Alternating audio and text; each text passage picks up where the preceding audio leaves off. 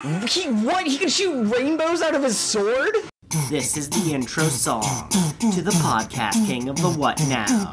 Join us as we go on a journey, going to talk about pirates, battle and adventure. We think we're pretty funny, we hope you will too. Luffy, he's gotta be the king of something. We weren't really listening, sorry about that. Hopefully he'll achieve his dreams, yeah. Hello, fellow Grand Line adventurers. Welcome to episode 24 of King of the What Now. We're here to discuss the anime One Piece. As always, I'm your host, Joel. I'm alive after narrowly escaping death after having taken no action to save myself, so that's pretty neat, I guess. And I'm his co-host, Curtis. You yelled at a woman in the rain. Yeah. I think. Yeah. And did a poor job of clearing up any miscommunications. Yeah, it was kind of, it was not a pleasant experience for anybody. Yeah. Tears were shed, rain was falling, it was bad. Okay, so we just finished watching 4 episodes, and if you've listened to our podcast before, you know that I'm very bad at having the episode numbers up and ready to go. Episodes 50, 51, 52, and 53, which finishes out the Logue Town arc. With that, we are only one arc away from officially finishing East Blue. Whoa. How do you feel about that? I'm excited, but I thought we were there already, so. This really did feel like it could have been the finale to East Blue, so we'll have to see what the next 8 episodes have in store for us. Mm-hmm. Okay. Do you want to summarize the episode? Yes. So the first 2 episodes were kind of split between, I think the first one was a Sanji episode, and the second one was first one was an Usopp episode, then a Sanji episode. How could you forget Usopp and Daddy? Yeah, because that's just a really entertaining name for a character to have. So I'm going to do those 2 separate, and then we'll do the last 2 because they kind of go together. They blend pretty easily. Okay, so the Usopp episode, we've got Usopp, and he wants to buy a new pair of goggles for himself. And he finds a store that has the best goggles in all of the town. And they're the only pair in the entire town. But he forgot his money in his backpack, which he left outside for some reason. So he goes outside to get his money. I think it was too big to fit through the door. Might be an explanation why he took it off. It's full of bursting. Anyways, go on. Yeah, a little girl walks in as he's walking out and decides, I'm going to buy those goggles right there on the counter that this man was about to buy, but he's not buying them because he doesn't have his money. So I'm going to take them instead. And then he, being the brave warrior, challenges her to a fight to take the goggles back. I don't think he actually challenges her to a fight. He does threaten, though. He goes, I'm worth 30 million berries. Yeah. And then it turns out her dad is a very well-known bounty hunter who is an ex-Marine. Mm-hmm. His name was Daddy Masterson. Yeah, Daddy Masterson, also known as Daddy the Father or Daddy the Parent, because he has a kid. Also, he has a very fortuitous first name. Yes. I would love my pirate epithet to be Joel, dog owner. Okay. Yes. So, things happen. Eventually, they're going to have a... Things happen? That is the best summary I've ever heard. Well, I mean... kind of, they have a conversation. So words happen back and forth. Yes. You know that you've seen it before. You've seen anime before. You know what that's all about. Yeah. And one thing leads to another, and then they have a duel. And Daddy is a gunman. He's a marksman who is the best marksman in the Marines. And he holds 30 guns on his person at any point. He has a trench coat, and it looks like he's trying to sell you illicit firearms. Yes. So he gives one to Usopp, and then they go out to a field, and they're going to have like a, 10 paces turn around, draw a fire sort of thing. Usopp's like, oh crap, I'm going to die. And then he decides that pace 8, he's going to turn around and use a smoke bomb and get away. But Daddy, as soon as he throws the smoke bomb, turns around and shoots the pistol out of his hand through the smoke. Because he's that good. You can tell he's dealt with his fair share of smoke bombs in the past. Yes. He's actually not only a ex-Marine bounty hunter sniper and a father, but he's also a assassin who takes out ninjas. That joke would have been better if I hadn't stumbled on it, but go on. And if I wasn't yawning. That's true. Yes, so at this point, Usopp begs for his life and happens to mention his name is Usopp. And Daddy goes, wait, it's not possible. Was your father Yasopp? And he says, yes, that was my dad. It turns out Daddy has a history with his dad, with Yasopp. With Usopp's dad. It is Yasopp, right? Yasopp, yeah. It's the Yasopp. tale of two dads. Yes. So what happened was, back in the day when Daddy was still in the Marines, Yasopp had a duel with him and won. But he didn't kill him. He spared his life. And he finds out that he has a daughter. So he tells him, you need to go back and you take care of your daughter. Because I'm not a very good father. So do what I say, not what I do. And go back and be a better parent than I am. And that, obviously, Daddy took that to heart.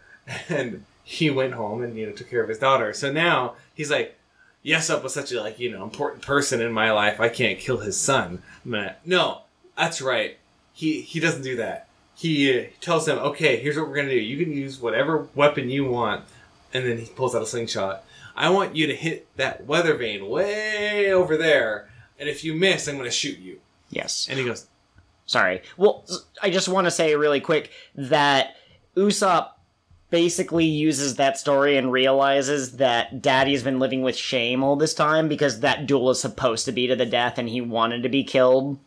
And so he was shamed, and now by telling that story, he shamed himself a second time. So I guess the only way to get rid of that shame to help restore Daddy's honor, or Daddy's honor, is to challenge him legitimately and not wimp out this time. But instead of doing the duel, they do what you're talking about. Just wanted to clear that up. Mm-hmm.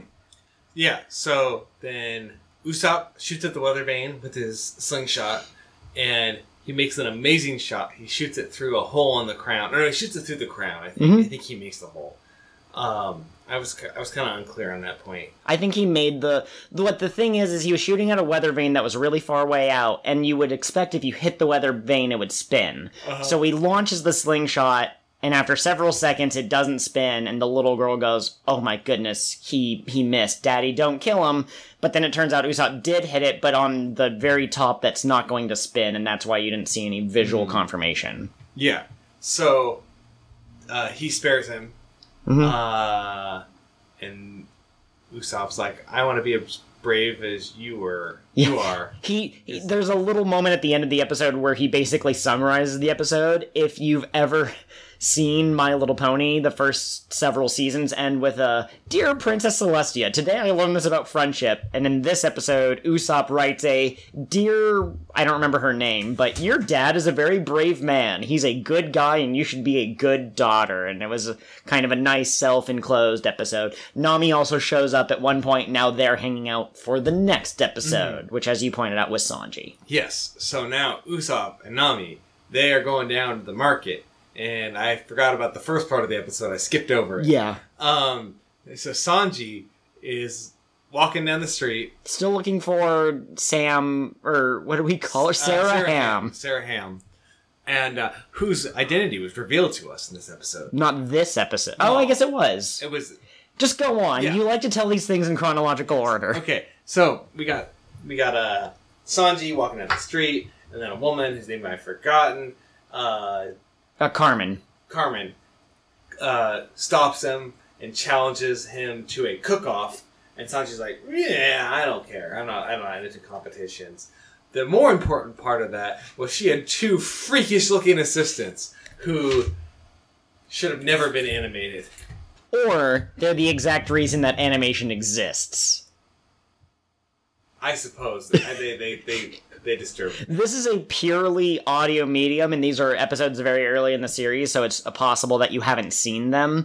So go back and just rewatch that episode, I forgot the numbers already, 51, just until it introduces these two side characters, because something is wrong with both of their faces. Yes. And it's supposed to be off-putting. It's not like we're making fun of someone. The show points out that they're weird. Yeah. Like, they zoom in on one guy's face, and his face is too small for his head. Yes. And the second guy, it looks like he just has big black eyes, and then you find out those are his nostrils where his eyes should be, and his eyes are actually further up on his forehead, and they're very small. Yes, and his nose is the size of his face. Yes, it's disturbing. Anyways, so he leaves. He's like, I don't care about the competition. And he goes down to the market where they're selling all the fish. It's like, oh, look at all these rare fish that just happen to get swept in by the different currents from different seas. I've never seen fish from outside the East Blue before. And then he sees a huge elephant something tuna. Yeah, I can't remember exactly. I'm just going to call it a tuna. He sees this big tuna. It's like the size of 2 men in length and probably weighs as many as like 5 or 10 men, right? Yep. It's big. And he's like, I have to buy that. And they said, well, we can't sell it to you. It's the prize for the contest. He's like, well, I guess I'm going to enter the contest then. Absolutely. And of course, if you've ever seen a tournament arc before, we got our tournament arc, except it was mostly glossed over. And it was chefs rather than an actual battle. But technically speaking... But, of course, the final battle is Sanji versus this woman.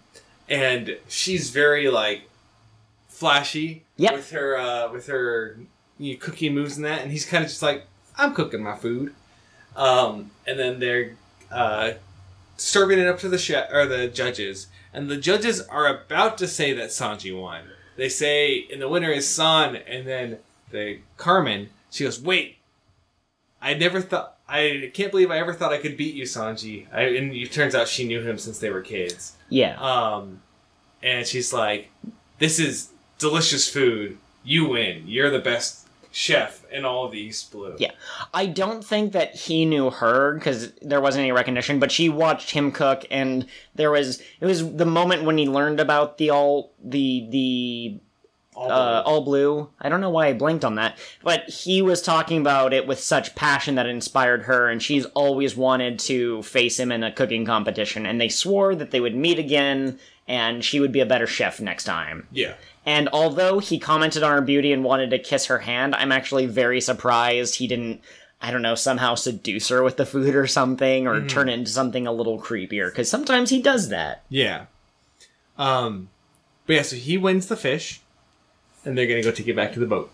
Him, Nami, and Usopp. And Nami notices a storm's coming. Yes. Which is a very dramatic thing, because it ties into the next 2 episodes. Yes. So, how did... Oh, that was all... Okay. So I don't think they're headed back to they're not headed back yet. Because they get told to go back by Luffy. So does that mean they made it to the square? What? No, Luffy never did that. Luffy's hat gets blown off his head. He follows it, and he finds the execution grounds. He was there earlier. He got knocked away. I think that was the last episode of the podcast. He's trying to make his way back, because he can't be satisfied until he's made it to the very top. He only got halfway before Smoker stopped him last time. But how do they know that the Marines are going to sink the ship then? Because people start yelling about Buggy, and Nami deduces that their ship is in danger. Nami's really smart. Alright, I'll cover this. Go take a nap, and it's okay. I can tell that you're tired. Drink some of your tea, which might be related to our sponsor this week. Okay, so Luffy's on the execution platform, and Buggy shows up. Technically, the first person to show up is...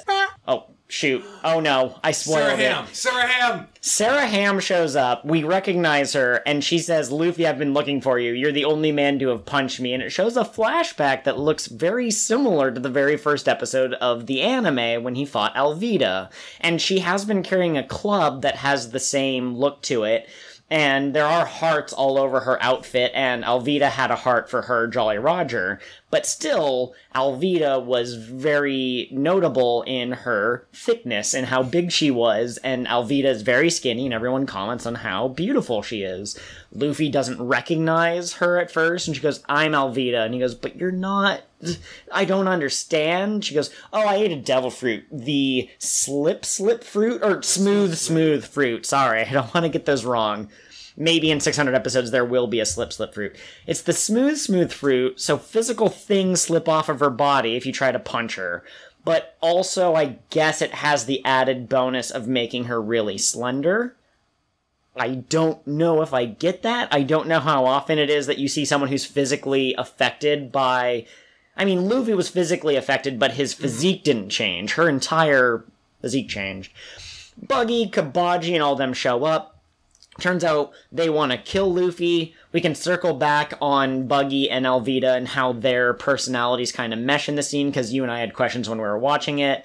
But they capture Luffy, and a bunch of civilians start yelling, it's the Buggy Pirates, it's Alvida, they're gonna execute Luffy. And Nami basically figures out, all this commotion is going to attract the Marines. If the Marines know that Luffy's here, our ship's in danger. So Usopp and I will go protect the ship, and Zoro and Sanji will save our captain. But they're on the other side of the execution ground, and Buggy is already mid-swing, and they can't get there in time, and Luffy just goes, well, guess I'm dead, because he can't stretch out of this apparatus that he's been put in. But then a strange thing happens. Curtis, what happens? There's lightning, Joel.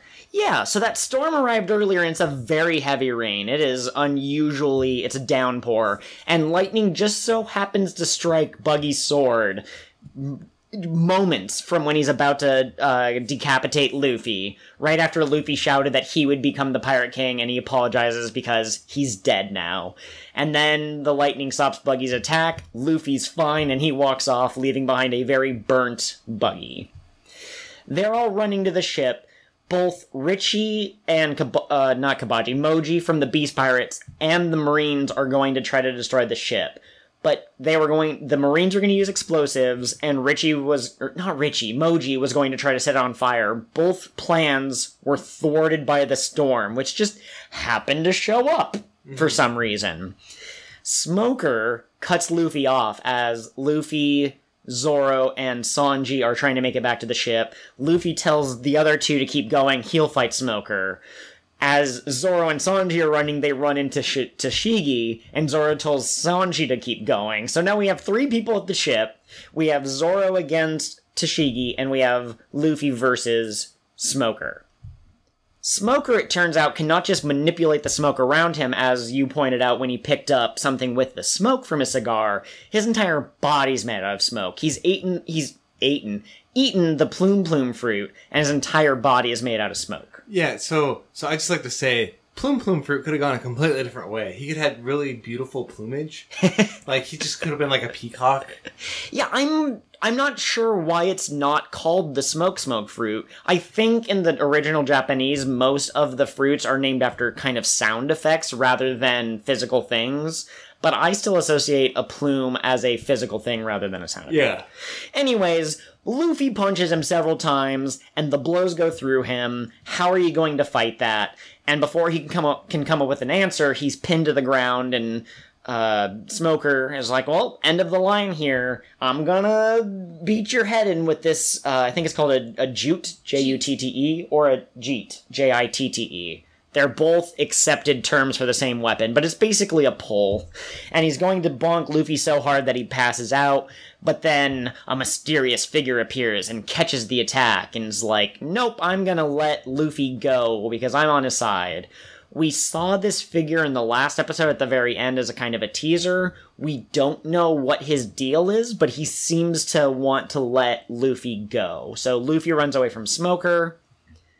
I think I got these events slightly out of order. Zoro pretty easily beats Tashigi, and as he's leaving, she yells at him, are you mistreating me because I'm a woman? So she's using the same logic as Kuina, and he gets mad. He goes, don't use the words of my dead friend against me. You're being inconsiderate. And they yell at each other, and there's obviously a relationship growing between them, but what I mean is that they're clearly going to run into each other later in the series, and this is clearly something that's not going to get resolved through a simple conversation. Yeah. But Zoro's the winner. He runs away after telling her, you're never going to get this Wado Ichimonji from me. Doesn't explain that it holds sentimental value, which might help convince Tashigi, probably because words are pointless, actions are what defines a person, but he runs away. Then just a random giant burst of energy. It looked kind of greenish on the screen, but it was basically a huge gust of wind that is a big win for the Straw Hats because it just happens to allow them to escape as the Marines converge on the ship.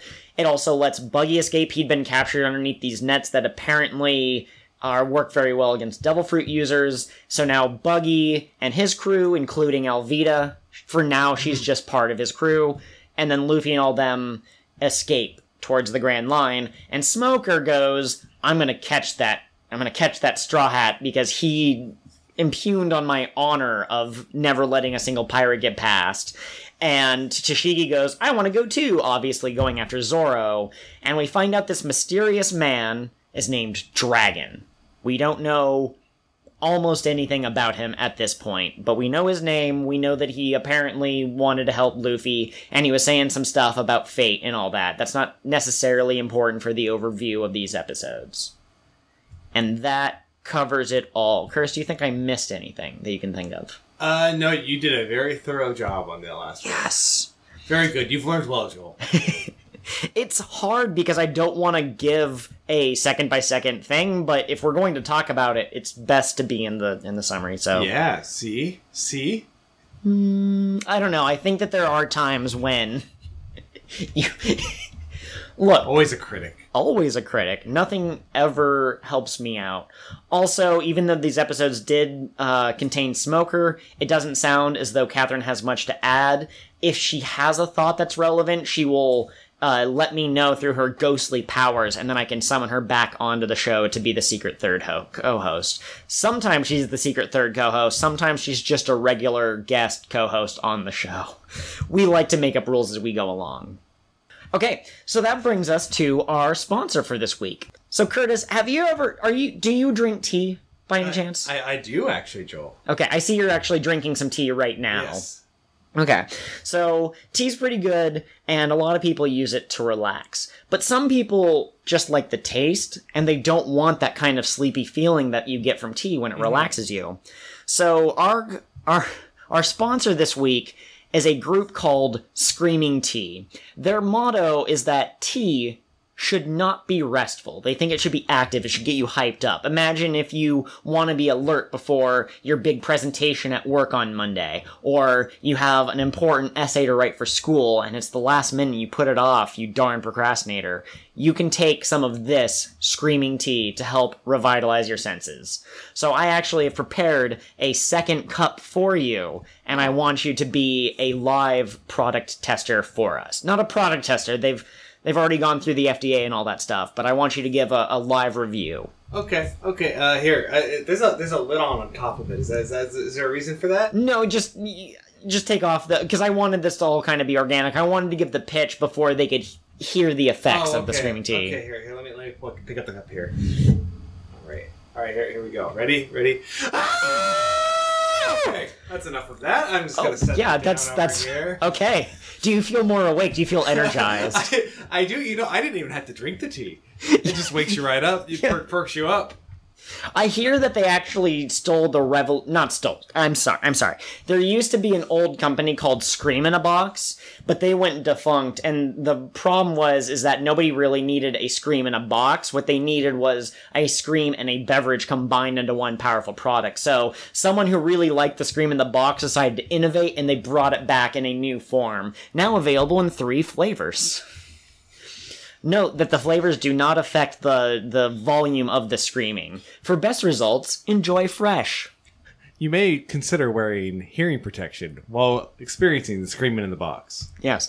I also realize now that Scream Tea. It's Scream. It's the power of Scream in the Box with the tea infused flavors of raspberry, lemon, and bone meal. Okay, yeah, bone meal. That's pretty good. I must have misread. I thought it said chocolate surprise, but it was actually bone meal. That's the surprise part. It's okay. Well, see, it says chocolate surprise, and when you flip it over, it says it's just bone meal. It's just the chocolate was a lie. Feed it to your kids, and they won't put up as much of an argument when you feed them chocolate surprise Scream Tea. Yes. Okay. Okay, so we had a lot happen in these episodes, but let's ask the very important question. Did any of this feel like filler to you? So, I don't know if I don't think so. All of the individual stories amongst the crew are kind of filler-esque. Okay. Right? Like, it's kind of just like a little spin-off, one-off story, right? Mm-hmm. But I could also see some of this coming back in the future. Like, maybe Carmen comes back in the future to challenge Sanji again. There was kind of a learning moment for Usopp, though I'd say it's kind of like it's one of those lessons where you can kind of be like, it's just a background thing. Okay. Do you think their escape was filler from the island? I hope not.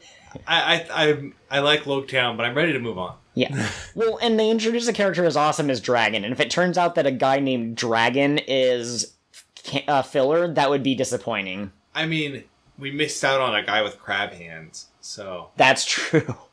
From the Defeat Him Pirate Ganzak special. Yeah. Alright, so... Usopp and Sanji's stories were not in the manga. Oh, really? Yes, those were both filler. Asterisk, kind of. Sanji's is 100% filler. It didn't happen like that at all. I think he just went into the town, bought some groceries, and happened to run into Nami. Usopp's story is interesting because Oda wanted to do a story with Daddy as a duel against Usopp, but he was running out of time, or I think he wanted the manga to be on exactly chapter 100 when they got to the Grand Line, and so he basically cut it out of the manga, but I think he gave his notes to the anime people, so they added it in. Okay. That's interesting. It is very interesting, right? So wait, is this the first time? This is the first time we've had actual filler. Ah. We've had the non-canon movie and the non-canon special, but going into that, I think we both knew that it wasn't actual. Yeah, but like, you're not like they weren't sequential part of the series, so yes. Correct. Mm-hmm. Wow. So, yeah, we've officially gotten to the point where you can no longer say, well, it's a little early in the series to have filler, because no, it's not. We have proof otherwise. Oh, I can still say that. It could be my opinion. That's true, yeah. Okay. We're on episode 250. It's a little too early to be filler. We really don't have a feel for the characters yet. The only place where you're allowed to put filler is in the post-credits. After Luffy has presumably become the Pirate King, then you're allowed to put in as many fanfiction moments as you want. You could have a spin-off series, you can... Okay. Like little... A little buggy. Yeah. That was... So we had near filler before. We had things that felt like filler. Yeah.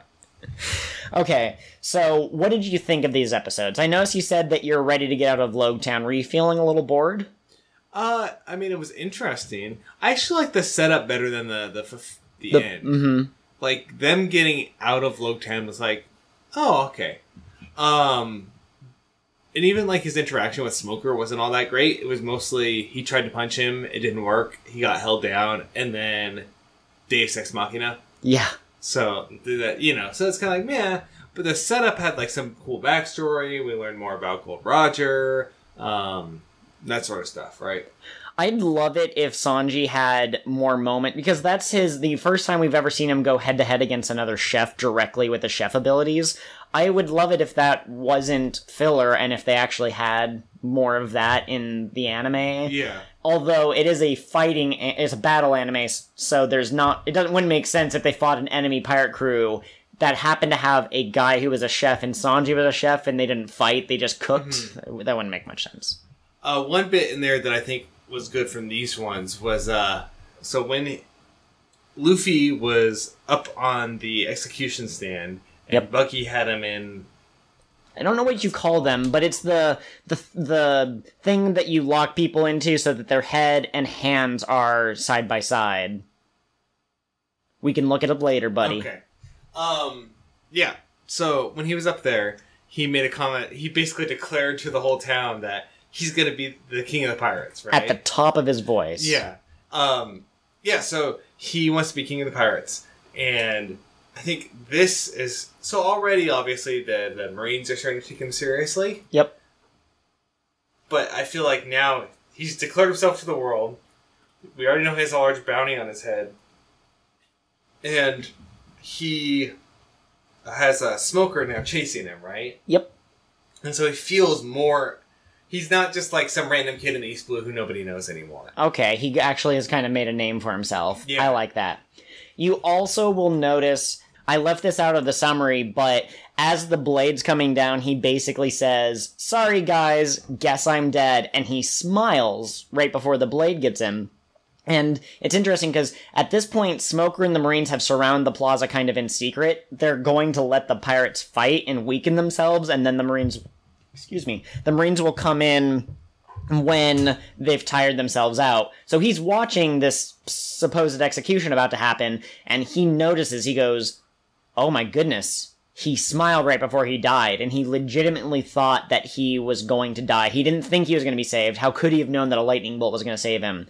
And he was actually there on the day that Roger was executed, who also smiled on his deathbed, or I guess you'd call it his deathbed. So now we have another connection between Luffy and Roger, which, as we pointed out, the guy at the bar also noticed. And you also notice that he smiled right before he died, which is absolutely uncommon. The show even makes a point of saying, "How many pirates have you seen smile?" And one of the other Marines goes, "None." No, absolutely. So they want you to notice the smiling aspect right before he died. Yeah. Do you think that that's relevant in any way, or do you think that just speaks to his personal philosophy? I think it's relevant. I think the parallelisms between him and Gold Roger are going to be important. Okay. Because that's the reason why the bar owner took him seriously. It seems like that's the reason. Like, above his bounty, that is why Smoker is taking him more seriously, is he can see the parallels between him and Gold Roger. Yep, I would agree. He didn't take Luffy seriously at all when they fought in the plaza the first time, because Luffy was just messing around being his usual self. But the more Smoker sees him act, the more he goes, "This isn't good. I should stop this." Yeah. Okay. Do you have a theory as to why they smiled before they died? I know you're saying it's important that there's a connection, but is there anything that we know about... Probably Luffy. We know very little about Roger.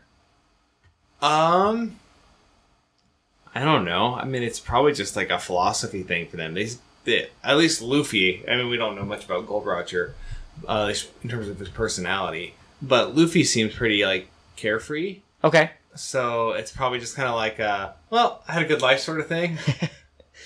Sure, absolutely. I do have some thoughts. I don't know when it would be appropriate to go into them, but this doesn't spoil anything that happens in later arcs.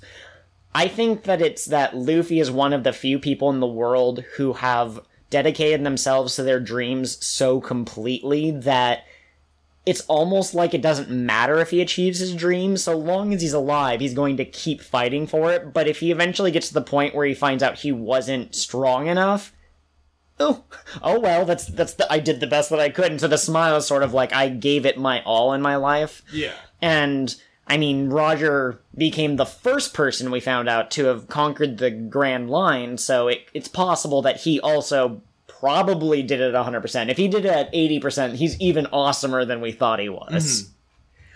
Mm-hmm. All right. I think we're kind of... Oh, nope. There's a question that I gotta ask, and this is only the second time I've been allowed to ask it.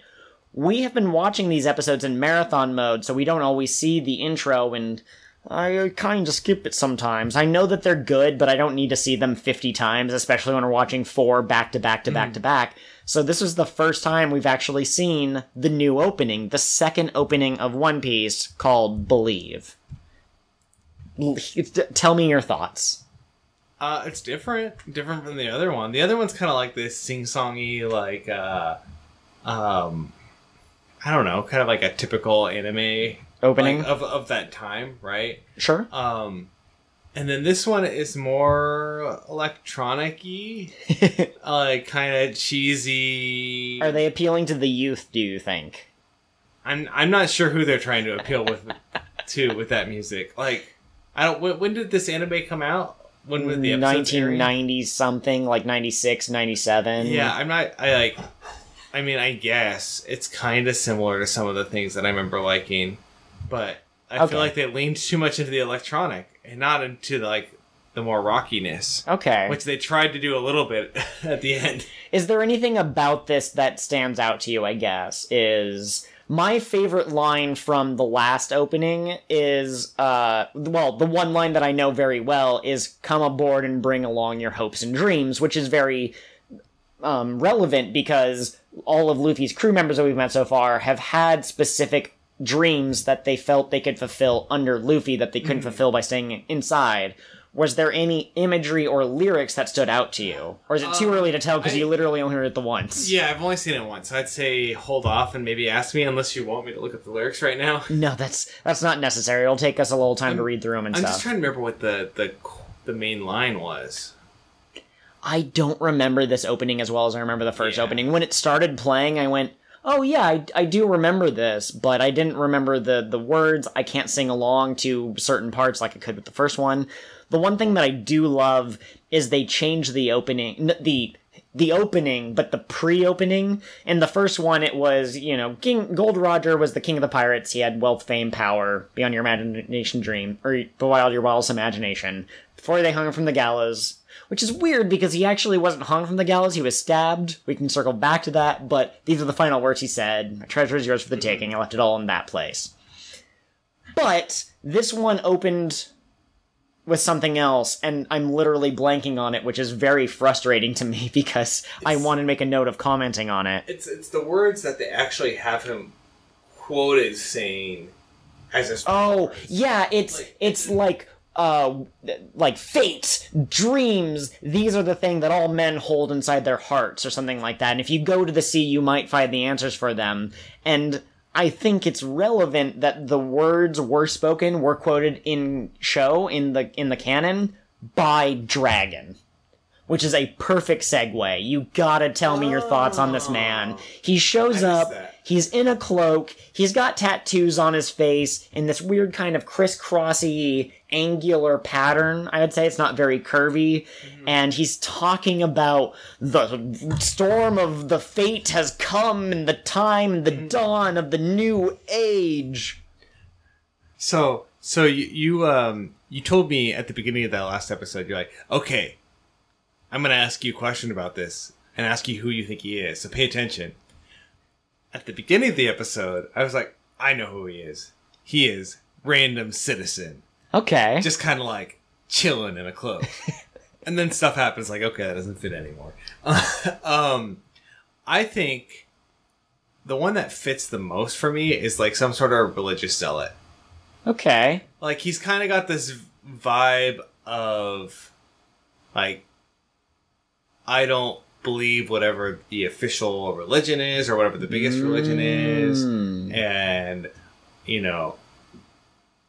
Luffy is like going to fulfill something. Okay. Like do you think that there's a prophecy? It's probably a prophecy. Okay.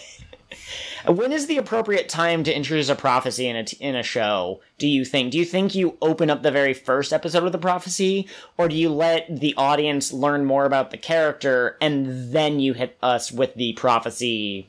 I say the latter, because otherwise it's kind of like, oh, well, that's stupid. Of course the main character's going to be a prophecy. But then you find out the prophecy later, you're like, oh, there's a prophecy.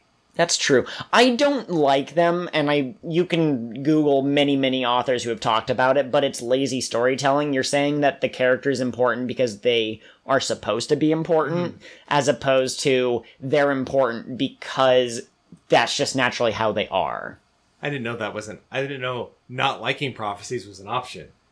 You only gave me two. They both involve prophecies. Well, no, but I mean, if you're going to use a narrative device, if there was one in One Piece, would you prefer that we find out about it much later when you land on the island of prophecies and there's a temple and Luffy walks in and he's on the mural? Or do you want the very first episode to say, this is a story about the prophesied hero? I'd rather do it later. I agree. I think that would make much more sense. The only time I think it's acceptable to use the prophecy is if you keep bringing it up and you allow different people to have different interpretations. At that point, the story isn't about the character who fulfills the prophecy. It's more about how does it affect the lives of the people who are trying to follow it. But what did you... This isn't a trick question or anything, but can you list everything you know about Dragon at this point from his dialogue, however sparse it was? Because he's had like 2 minutes of screen time. So we know that Dragon is wanted by the world government. Which has been mentioned now. Oh, yeah. That's the power above the Marines, basically. Yeah. Because somebody, I don't remember if it's Smoker. I think it's Smoker. I think it's Smoker. Like, I should arrest you right here, something like that. We know that he's secretive because he keeps the cloak on the whole time, so we never really get a good look at his face. Like you said, he's looking out for Luffy for some reason. I don't know what's up with the tattoos on his face. Okay. He just have just on his left half. Yep. Like everybody else. Huh. Interesting. Like the left scar. Dragon for Nakama? Yeah. Okay. Yeah. Either that or, I don't know, maybe he's part of the conspiracy. Oh, the okay. left-face conspiracy. Okay. What was I going to say? Crap. No, I had one more thought on him. It seems to be implied that he's tied to the energy wave or the gust of wind that goes through the city. Not that they say it explicitly, but if I remember right, it's timed right after he says something, or at least right after he appears. Yep. And so it's kind of like, it's probably something that came from him, but I don't know how or why, or if it is directly from him, or from someone else who's related to him. You know, it's really hard to say. I will say that it doesn't seem very likely that he would just happen to... Oda specifically shows him... I guess not Oda, the anime team, but he specifically is shown the episode before he shows up. I'm assuming in the manga you see him before he actually interferes in the Luffy-Smoker fight. I don't remember reading that chapter in the manga. But... that's probably not a coincidence. There's gotta be some kind of a connection. So he's gotta either be watching Smoker, or watching this island in specific, or watching Luffy, or something. I don't know what's going on with that. My assumption is probably watching Logue Town, because it's kind of implied that anybody who wants to go to the Grand Line... has to go through Logue Town? Yeah. At the same time, Smoker has stopped lots of other pirates. So, there's a lot going on here. When I used to ask you, did anything feel like foreshadowing, and that kind of turned into, did anything feel like world building, I think we can both agree that Dragon immediately raises red flags. Oh, yeah. He's got the cloak, the tattoos, the cool name, he talks in that weird, mumbo-jumbo, arcane kind of world. Yeah, I think he has a clear connection to some unknown faction. Some bigger thing. Yeah, that we have not met yet. Somebody aside from the world government, and... I mean, it could be that he's a pirate. Okay. Which I guess is also a possibility, but we haven't heard a lot of pirates talking about fate in that. I mean, not focused on that. Okay. They're kind of focused on their own personal goals in that. So, anyways... I feel he feels separate from all of the factions that we have met so far. So he's either an individual or representative of a larger faction. Maybe not the same size as, the pirates or the world government or the Marines, but I feel like there's enough there that he represents a philosophy outside of those. Okay, I see that. I think he said something about let him discover the answer to Smoker, which is interesting. They make a lot of comments about how Luffy is a young man, sort of a thing. And canonically, he's 17 right now, and there's a lot... the people he's been fighting, Don Krieg, Buggy, Kuro, Smoker, they're all older. I mean, Smoker was... he looked to be about a teen, maybe a little younger when Roger was executed 22 years ago, so he's at least 30, is kind of what I'm saying. So, I think that it's important that... I believe the reason Luffy was saved, and this isn't spoilers, is because he is young and he hasn't had a chance to get old enough that he can actually make an impact on the world, kind of a thing. Yeah. And that's really interesting. You used the F word, mister. Fate. Fate has only, as far as I know, I haven't been listening to every word, but I'm pretty sure this is only the second time it's been brought up. The first time was... the mayor of... I forgot what it's called.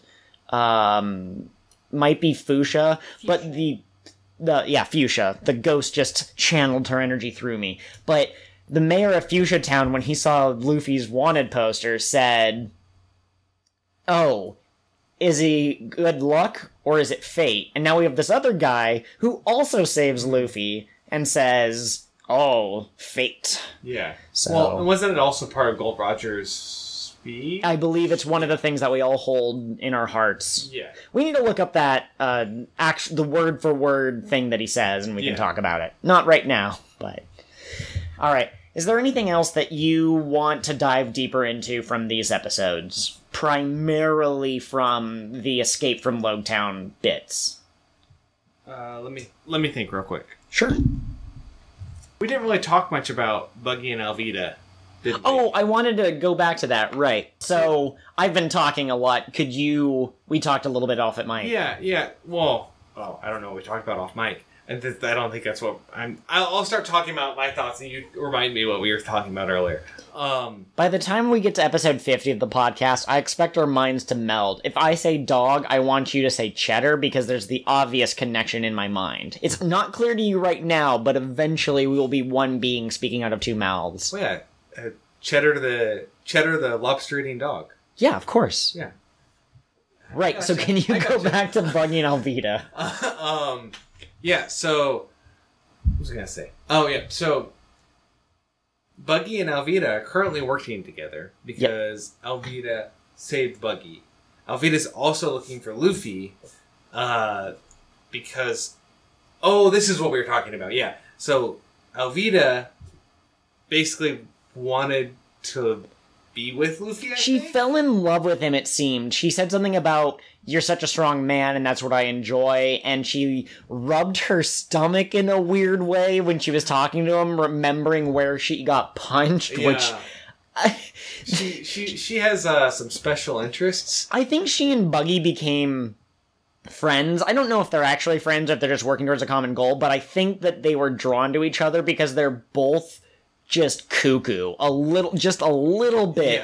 Yeah. Buggy is constantly hearing people say things that they're not saying about his big red nose and stuff, and he gets really upset, and Alvida seems to have a weird connection with Luffy now that only exists in her mind. Luffy's completely... And the weird part is, she was perfectly fine when Buggy was going to kill her. Yeah, he was going to execute him. It's like, that was the main reason she was coming along, was to see Luffy and to be like, you know, well, she didn't say I love you, but, you know, like, you are the only man for me now, something like that, right? And, okay, just go ahead and kill him, I guess. That's fine. Oh, sorry. Well, I was going to say, that my original question was going to be, why are they still working together? Because, yes, they both want to see Luffy, but for two different opposing reasons. Buggy still wants to kill him, and Alvida still wants to marry him, so what's up there? Alright, so let's go into a fanfic moment. Early in the podcast, we did that quite a bit, and then we sort of stopped. I need to bring that juju back in. I need to channel that energy. Okay. We both know that Buggy is the biggest threat to Luffy. Clearly. Yes. Okay? Bigger than the Marines or the newly discovered world government. Alright, but just hear me out. Yes. Luffy has been evolving his fighting style every battle. He's been kind of figuring out, okay, I fought Kuro, and I learned from Kuro that loyalty is very important to me. I would never mistreat my crew. And then he fought Don Krieg, and he learned sometimes people are going to use underhanded tactics, but I'm gonna power through that with my determination. Buggy is also undergoing an evolution. So subtle, we're not even noticing it. Oda has cleverly kept him out of the spotlight, so we're unsure of Buggy's true power. He's also not showing us any of his new techniques, because that would tip his hand. He knows that the element of surprise is the only way to beat Luffy. We also know that Luffy doesn't kill. The one time he tried to do that with Buggy, Buggy survived. So you have this situation where you have a power that's too strong for Luffy to ignore, but Luffy's unwilling to take that final step. So Alvida, going with Buggy because they're together on the same quest, is actually Oda cleverly giving us the silver bullet to solve the problem. Buggy needs to be taken out. Luffy is incapable of doing it. Alvida, through her love, is the only one capable of getting close enough to the immortal Buggy the Clown Pirate. The only one who can easily slip past with her new fruit his buggy balls. The only one who knows the weakness of Kabaji the acrobat, the most skilled acrobat in all the land, and Moji the beast tamer. She will single-handedly save Luffy. I like that idea. Okay, that's a good piece of fanfic. We also got in this episode, it feels like it should be a fanfic, but it's not, it's canon, Smoker's motorcycle, which is powered by his Plume Plume fruit powers. Yes. And we don't see it again. It just disappears after... Yeah, he doesn't use it. Well, I guess if they're out on the high seas after this, it's like, when do you have the opportunity? But did you get the feeling when you were watching that? Did you hear in the back of your mind... Coming to a toy store near you, buy on Amazon, this new hot motorcycle action figure accessory for your Smoker figurine. Next time on the One Piece Transformers crossover episode. I would love... No, okay, so I don't know much about the original Transformers. I'm not saying Transformers specifically, but I would love more mechs in One Piece. Doesn't Smoker sound like a Transformers name? It really does. I think Smoker should team up with Smoker the Transforming Smoker motorcycle. They just fuse into one being. That would be actually really cool. My inner 10-year-old is just going crazy. Yeah, he's not a normal Transformer. It's a Transformer that turns into a piloted mech suit. Like an exoskeleton or something. Yeah, it has to have a pilot. All the other robots teased him. They were like, you're not a real robot. You need a human. And then he showed them when he found Smoker. Not just any human, but a human who is partially physical and partially smoky at the same time. Yes. Okay, so you did bring up a point that I want to expand on for two different reasons. You mentioned that Smoker and Tashigi were going on the high seas. I already mentioned that in my summary. I thought that I hadn't, so I wanted to bring that up really quick. But I do want to point out, Smoker was perfectly content staying in Logue Town. So it's spelled as if Rogue would the R in Rogue got turned to L. So you and I both kind of want to call it Logue Town. They call it Logue Town. So Logue Town, tomato, tomato. Anyways, he was content to stay there. Buggy, as far as we know, has been a pirate in the East Blue for I don't know how long, a while, and they've both been content in their situation, but Luffy comes along, fights them, to varying levels of success. He beats Buggy, he can't beat Smoker, but now both of them have decided to go to the Grand Line. So it's not just Luffy's crew members he inspires, it's also his enemies. And we are going to have a big 77-way showdown for the King of the Pirates, where you're going to have Kuro, Don Krieg, Arlong, Buggy, Alvida, Smoker, Kobe, all of them just fighting left and right, and you're not even going to be able to keep track of how many people are punching how many people. Davy Jones is going to be there. The Red Skull's going to be there. Darth Vader's going to be there. Santa Claus, for some reason. Woody from Toy Story. Yes.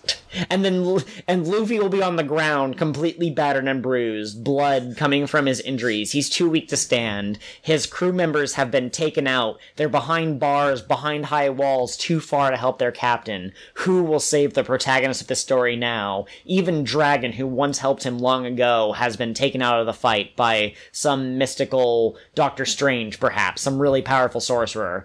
It all seems lost until... Isn't there anyone who can help me? Luffy cries, and then the wall gets knocked down, and in comes the Kool-Aid guy. Oh yeah! Mr. Kool-Aid has entered the ring. That was better than mine. What were you gonna do? There were so many boats in the ocean that it flooded all the land in the world. It actually created a bridge of ships locked bow to stern and all that other stuff so that you could just walk across the ships to the One Piece. They just built over the whole ocean with just ships. Okay. Do you think that... How well do you think Buggy's gonna do on the Grand Line? That's a good question. I had that thought when he was like, I'm following him to the Grand Line. I'm like, Buggy, you gonna die. Yeah. I can't see. I guess he's approximately, like you said, right around the power level of Luffy. Yes. So maybe he'll do fine. Maybe he'll grow and continue to kind of be like. Maybe he will be the evil doppelganger of Luffy. Okay. Because they have similar powers. Mm-hmm. One of them's stretchy, one of them can split into different pieces. I feel like they're both kind of body manipulation-ish. Yep. One of them is immune to slashing, and the other one's immune to blunt force. Yep. So I could see them continuing to parallel in their advancement. Okay. But my initial thought was still, no, you're going to die. I think it comes down to the hard work, the perseverance, the willpower. That's a very common thing in shonen, but Buggy just doesn't seem truly ambitious. He seems like he reacts to things, whereas Luffy goes for the things that he wants, and he tries to eliminate anyone who tries to get in his way. And so I think there's a mental difference between them, and I think that's why it's so hard to take Buggy seriously, but we believe in Luffy where we are. Yeah. Okay. Did Dragon's appearance and Luffy being saved feel cheap as a writing tactic to you? Did you feel satisfied by that? I have mixed feelings. My initial thought was, oh, great, it's Deus Ex Machina, and he's just... Some super powerful person steps in and resolves the whole situation, right? Okay. And so, at first I thought it was a cop-out. After thinking about it some more, I can see a good writing strategy there, because it leaves Smoker as a powerful force still, right? Sure. Luffy could not defeat Smoker on his own yet. That first time, that initial battle, yep. Yes. So, it shows that Luffy still has a ways to go to grow. Mm-hmm. He hasn't just suddenly escalated up to Grand Line level yet. He's just diving in, though. Because he's Luffy. Yeah. But it also implies, like I said before, that there's something else going on. Okay. That Luffy is important beyond just being some random pirate who's defeated a lot of people. So there's some foreshadowing that went into it too. So I think it is a creative writing strategy, more so than I gave it credit for it initially. Okay, I would agree. My concern here, if I use one of those flashy things from Men in Black to erase my memory of what will happen, or might not happen, I'm worried right now that anytime Luffy is about to lose, this mysterious guy will just show up and help. So what we need is sort of a Balrog situation. That's what it's called, right? Anyways, we need something to show up that's really powerful on equal footing with Dragon, such that this thing prevents Dragon from interfering, and maybe Dragon's killed or something, but we need him out of the story, because otherwise, where's the tension? Yeah. I think eventually we'll get there. Okay. And I think it's also important that Luffy did not realize he was helped, right? He knows that nature helped him, but he doesn't know that somebody stepped in. Oh, because he was pinned under the, he was pinned by Smoker face down on the ground. So that's actually a good point. He didn't see the figure. Yeah, I don't think he saw Dragon, and he definitely wouldn't be smart enough to put two and two together and figure out, oh, Dragon probably did that thing to help me, right? Okay. So, I think that's important because it means Luffy's not going to be dependent on somebody coming to save him. He still thinks that he has to stand up for himself and fight his own battles, right? Well, and even if he did know he was helped, I don't think that he would say, I'm going to rely on this. He's still the sort of person who would want to do it himself. Yeah, but there's no threat of that. Yes. Either. So, but I agree, because there's an implication that Dragon is going to follow him. He already helped him once. So, either Dragon or somebody else, like, similar to Dragon, is going to be keeping an eye on Luffy and helping him. So, I agree with you. There needs to be some sort of plot device that eventually prevents them from helping so he can finally stand up on his own without any external help. Sure. I also... I don't know exactly what role Dragon will play. I might have more information than you, I might not. We might never see him again, or whatever. But I think I would have preferred if there had been some kind of a combo attack, if Nami and Usopp and Zoro and Sanji had all worked together to, for just one moment, cause Smoker to let go of Luffy, and they ran because they realized they couldn't beat him outright. At the same time, the way they set it up with Nami saving the ship was pretty vital, so I'm not sure how I would have changed the story if I was the writer. I do say that this is one of my least favorite parts, just because it does feel a little Deus Ex Machina. As you pointed out, there's good things about it that are great. There's also some weaknesses that I think could be ironed out. Yeah, agreed. Now, what's Luffy gonna do the next time he fights Smoker? Do you have any thoughts? He's gonna fight him underwater. Underwater, okay. He's gonna go down with the scuba tank. Smoker's gonna drown. Sanji's gonna come save him. I actually do wonder about that. If he was in a human-sized hamster ball that was completely airtight and he was underwater, he'd be fine, right? Because I think it's the contact with the water. It's the inability to swim that's the hindrance, not... So he might be okay as long as he's not touching the sea. So he needs to get in some kind of bubble suit, you know what I'm saying? So that where there's air between him and the suit, and then he needs to put Smoker in a bear hug, and then jump into the water where Smoker will pass out. That's an interesting question.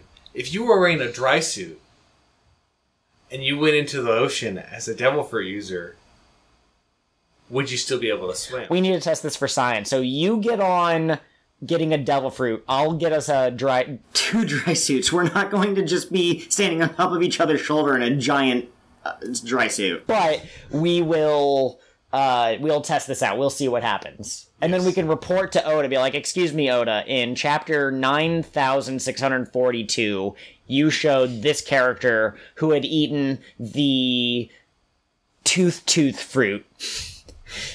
They were able to survive in the dry suit, but that's not what happened to us at all. We almost died. That was not cool. I wonder, and you don't need to answer this, if later in the series if a devil fruit user ever gets into a submarine, and how that would affect them. Well, if for that matter, if they go below deck on a ship, they're below the water level. They can still walk around. I am 99% sure. No, I'm 100% sure that it's contact with the water, because if you're in a building above sea level, in a bathtub, your power will be weakened. You're still in standing water. If you're in a lake that doesn't have to be at sea level, you would still... Yeah. So it's the contact with the water not being at the same level as the water. Yeah. Alright. I have another idea on how Luffy can beat Smoker right now from what you know in the series.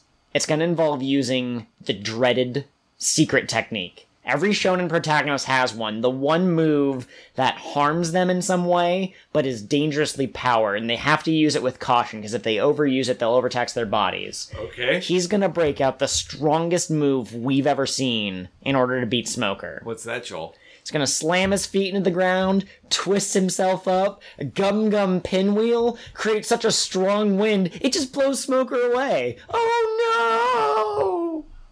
I wonder...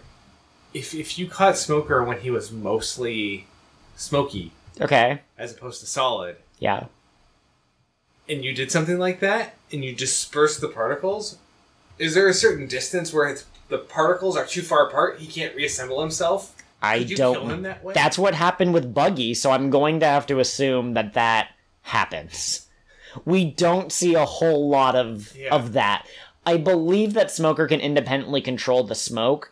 I don't know, there might be a distance, if you were to somehow take half the smoke one place and half the smoke somewhere else, there might be a distance where he only exists in one half, and he'd come back as either the entire upper half or Chibi Smoker and Lil Buggy coming to CBS this fall. But, I believe that unless it was an incredibly strong wind to blow the smoke apart, I think he would be able to just kind of will himself back into place. Okay.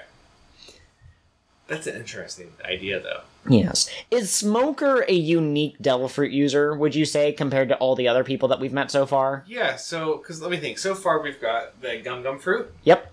We've got the Chop Chop fruit. Uh-huh. The smooth fruit.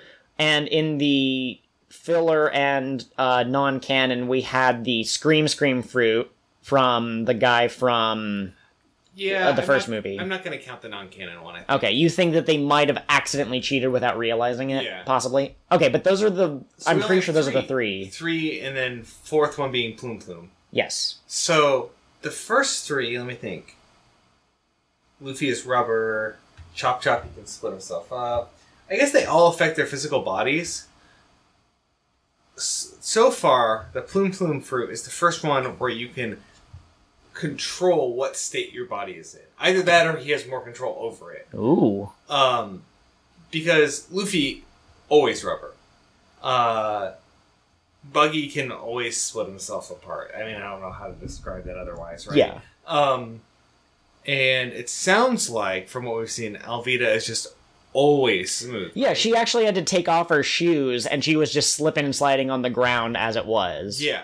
So, but Smoker is not always smoke. He can turn into smoke if he wants, turn part of his body into smoke and control it, but he's not always smoke. So that's something new that we hadn't seen before. Okay. That's a very good analysis, and you are 100% correct. There are different types of devil fruits.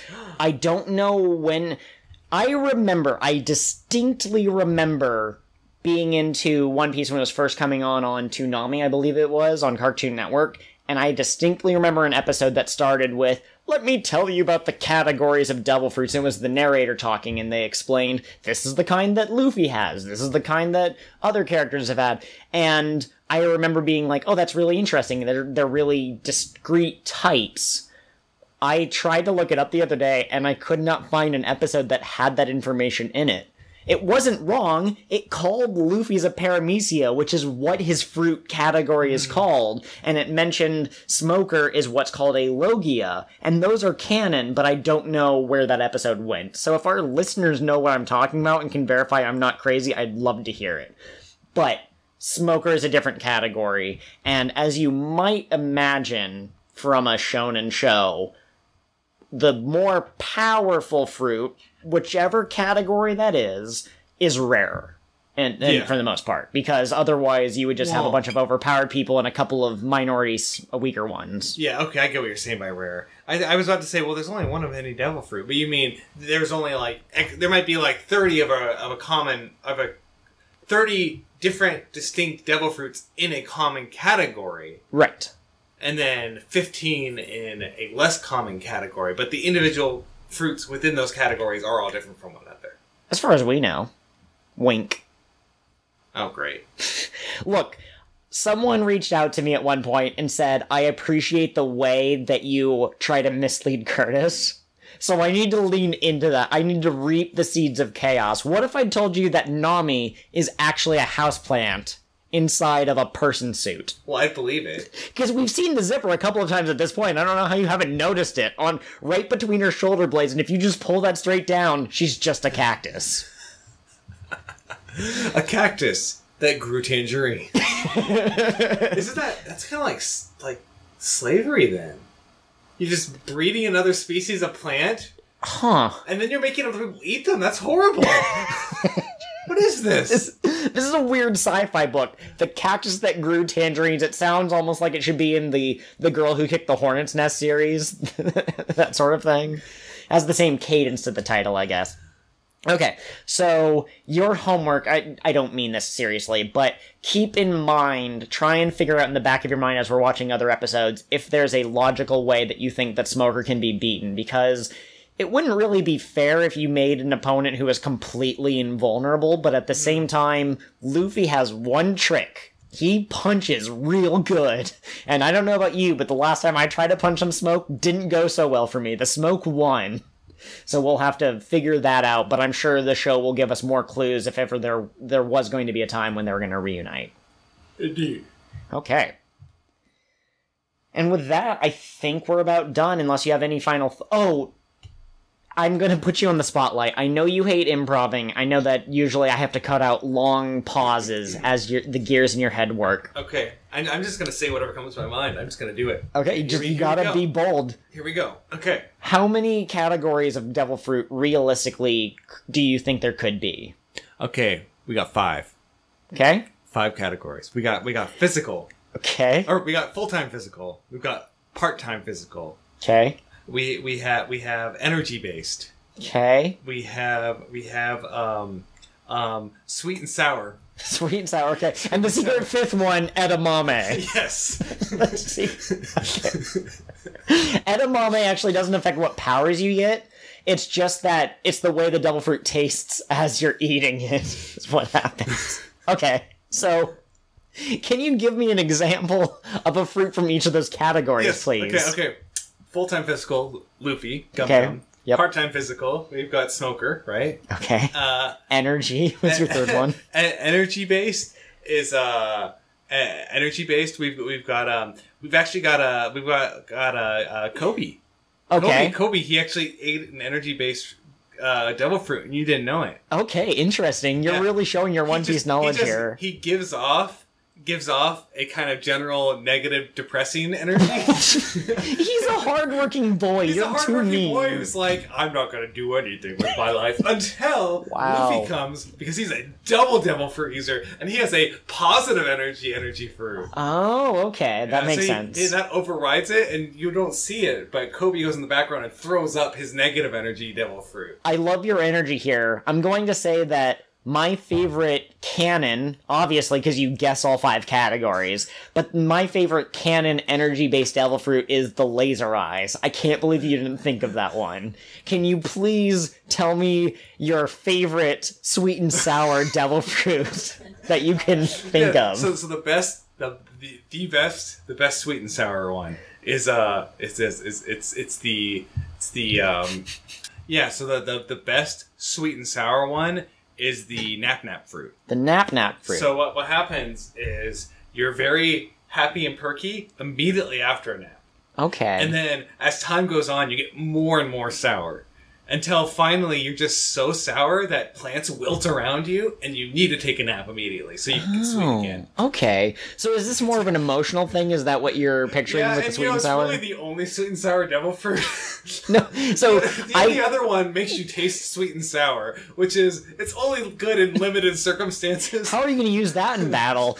Okay, I got one better, though. The sweet and sour category was named after the first known sweet and sour devil fruit, which was the sweet and sour fruit. You eat it, and you had both the power of sweetness and sourness. You could increase something's sweetness or its sourness by touch. But you eventually found out other devil fruits, and they have devil fruitologists who have done some research into this.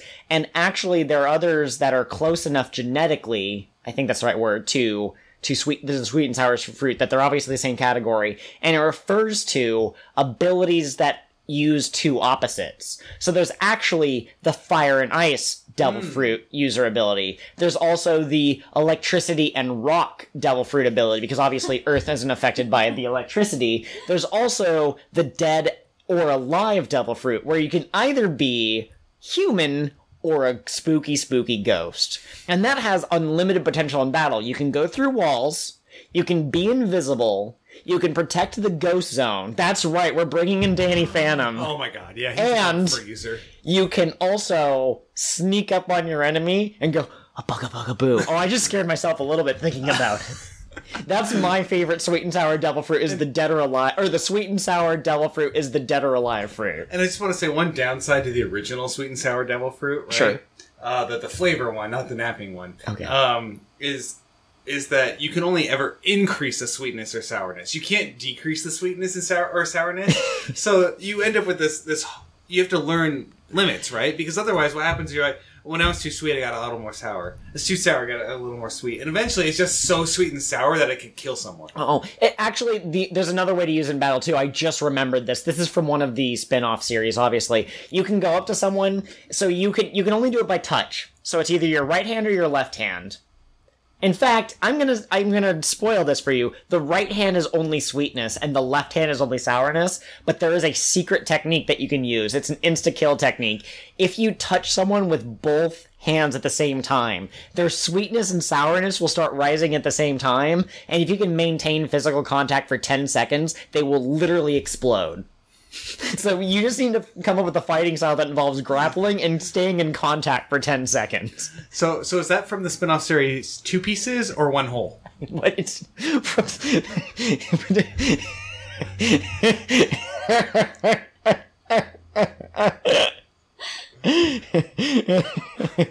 I broke Joel.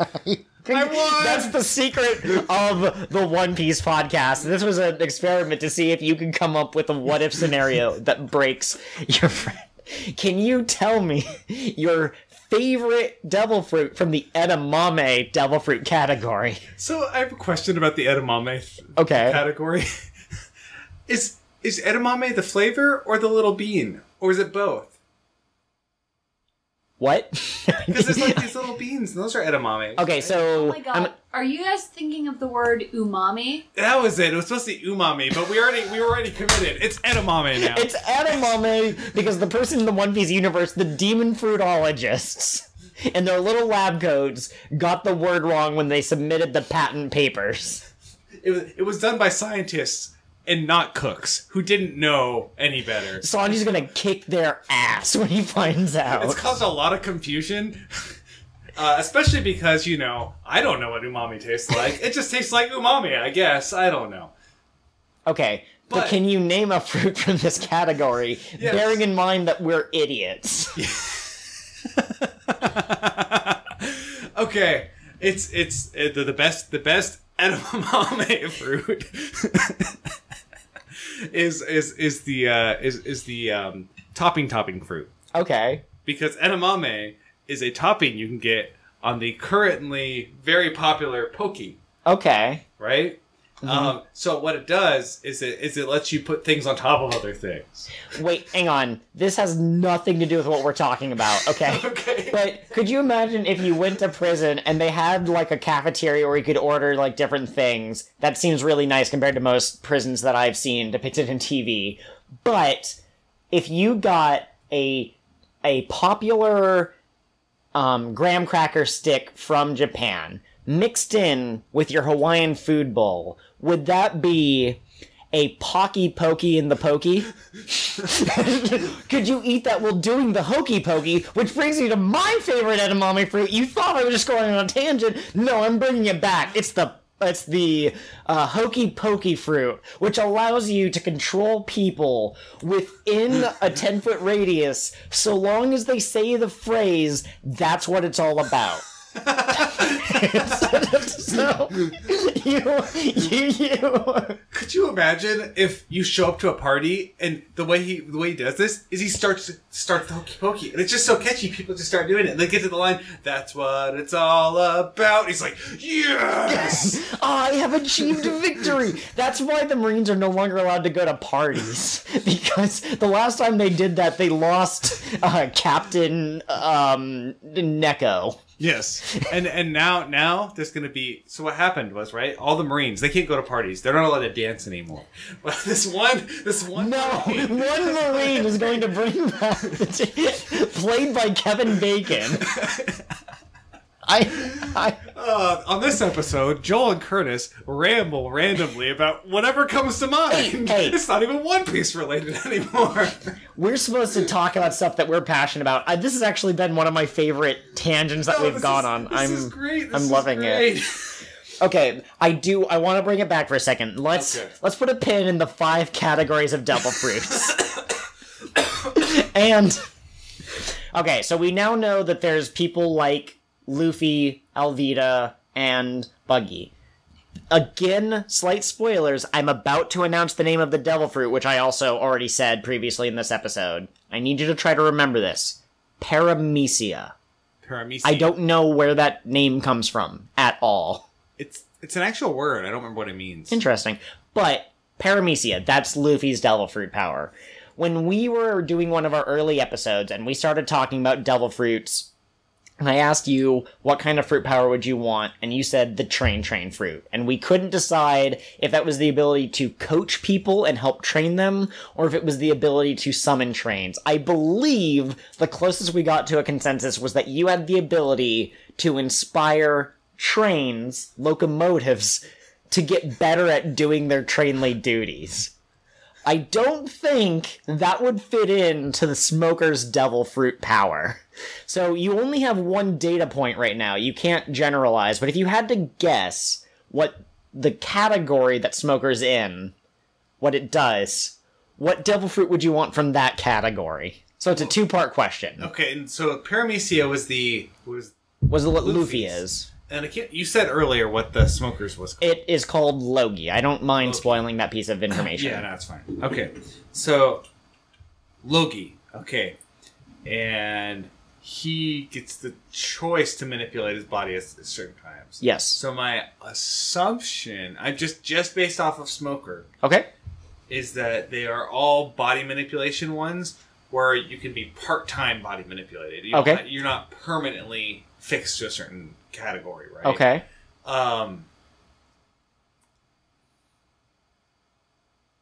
You know, one I think I would like, and I think this has actually been done before, is one where you can turn yourself into shadows. Okay. So it would be limited because there has to be like a physical. They're all like you could jump into a shadow, right? Okay. But like you couldn't just if it was. I guess I don't know if it would have to be. Does it have to be sunny out, or if it's cloudy? There are technically shadows everywhere. Does that count? Okay. But I think that'd be kind of cool. You could turn into shadows. That is pretty awesome, and I love it a lot. I think it'd be kind of cool to have sticky powers, because then you could climb things pretty easily. Yeah. If you had the ability to make yourself weightless for a little bit, you could jump really high and float, and then when you got above a certain place, you could or you could do like a partial weightlessness. Smoker could do that. If he wanted to. I think so. Mm-hmm. Yeah. Oh, but then the weightlessness thing doesn't really matter, because he could just turn into smoke and fly there. Mm-hmm. But yeah, no, I like that idea. It's not to divert into a whole nother thing, but it's kind of like the Fairchemist thing. Oh, mm-hmm. Yeah. So that's from a Brandon Brandon Sanderson. He's one of our favorite fantasy authors. But and they've been getting me into it. In addition to One Piece, they've also had me reading Brandon Sanderson books. So I've slowly been catching up with them on that too. Anyways, I like the idea of being able to adjust your weight like that and do cool things with it. Let me think what else would be fun. Wings would be nice. Okay. Actually, that would be really cool. You could get around without a ship. That's true. And depending on like what type of wings you get, you could just kind of glide like a seagull, right? Okay. So you wouldn't have as much fear of like tiring out and falling into the ocean, or you would drown. So, or gills. What? Gills. Giggles? Gills. Gills. You could grow gills. Wait, but if you could grow gills, would your gills disappear when you go into the water? You still have your devil fruit powers when you're underwater. But you're tired and you can't do anything. Can you use your devil fruit power underwater? Yeah. I think you can. Because Luffy stretched his head above the water. Yeah, but he doesn't have to put effort into that. Like, so, if Smoker was underwater, could he turn into smoke still? No, but if he was already smoke before he hit, I don't know if he would go under. Okay, so I don't know if you could grow the gills if you were underwater, but you could grow the gills beforehand. If you're falling towards the water? Yeah, and then you wouldn't be able to do anything, but at least you wouldn't drown. Yeah, that actually brings up an interesting point. What do you think would happen if a fishman ate a devil fruit? That would be hard. I still think they wouldn't drown. Okay. Because they still have the gills. Okay. They can breathe water. And they already have the gills. It's not part of their devil fruit. Yeah, yeah. Okay. But they lose their ability to swim. Yep. And I'm assuming you also can't because you can't move, so you can't walk underwater or anything. So you're just stuck there until someone saves you. That would either be the best. Like, you're able to survive with your devil fruit powers underwater, or you could be stuck there forever. I could easily see. You'd starve or something. Yeah. I could easily see someone doing that. I could easily see Luffy fighting a fisherman that's so powerful that they can't beat him, but they can trap him for a little bit. I don't know if Luffy would go for that, because he seems to prefer beating them rather than trickery. But okay, I think we have gone on many tangents, very good tangents, but we need to... how we're going to do this episode. This is going to be a long episode. We're at an hour and 26 minutes. Yeah. I don't know if we're going to divide it. We'll decide that afterwards. It's interesting.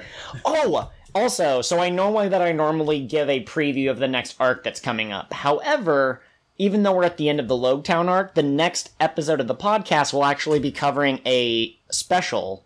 Let me pull up the episode list because I never have it available. This is called... I gotta give you the background music. What? Isn't it the dance party? What do you do? No, that's not coming up yet. That's not music. No, you're on the wrong episode. Oh. This next episode is a special called Adventure in the Ocean's Navel. Isn't that a weird title for something? Yeah, I mean, it's the ocean's belly button, I guess. So, if you go to onepiece.wikia.com/wiki/episode_guide/east_blue_saga, if you go to the One Piece wiki and you look up the episode list, it actually shows you exactly which date everything aired. So, for example, Buggy's Revenge, the man who smiles at the execution platform, the second to last episode we watched in this session, it came out December 13th, 2000. The next episode, The Legend Has Begun, Head to the Grand Line, came out January 10th, 2001. There was a month between them, but in that month, Adventure in the Ocean's Navel came out. So, when we're covering specials and all that good stuff, we're going to cover it close to when it came out in canon, but I don't want to cover the 3 episodes before the Adventure's Navel and then cover the last episode afterwards. And so for viewers out there, if you're using the wiki page, just know that we're going to cover all the specials. That's our plan. Maybe not exactly when they aired, maybe a couple of episodes later, just so that we have a nice kind of grouping of episodes. Okay, so the next episode will be Adventure in the Ocean's Navel, and at that point I will give the description, the tease for the arc after the Logue Town arc. Okay, sounds good. Official outro will go here. I left all of my daddies in one place. So ends the next leg of the King of the What Now adventure. We're sad to see you go, but we'll be here next week. If you crave some social interaction with us in the meantime, you can find us on all sorts of different media. We have Gmail, Patreon, and Tumblr. All of those are King of the What Pod. King of the What Pod at gmail.com, patreon.com/kingofthewhatpod, kingofthewhatpod.tumblr.com. Our Twitter handlers are a little bit different. You can reach me at KOTWN_pod. And you can contact me, Curtis, at Pirate Co-host. Also, please take a moment to rate and review our podcast on whatever platform you're using to listen. Not only will this help others find the podcast, but your constructive feedback will help us improve the show as we go. Thanks so much for giving us a listen. Until next time, follow your dreams and protect your treasure. Remember, it doesn't need to be literal treasure.